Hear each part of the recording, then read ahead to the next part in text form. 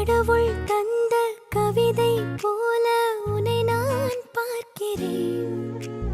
இதற்கும் மேலே என்ன வேண்டும் என நான் கேட்கிறேன். இருவிழியில் இதயம் தூங்க தினசரியும் கனவை வாங்க இனி இவளின் இரண்டாம் பாகம் நீ அல்லவா? பேசும் மழையே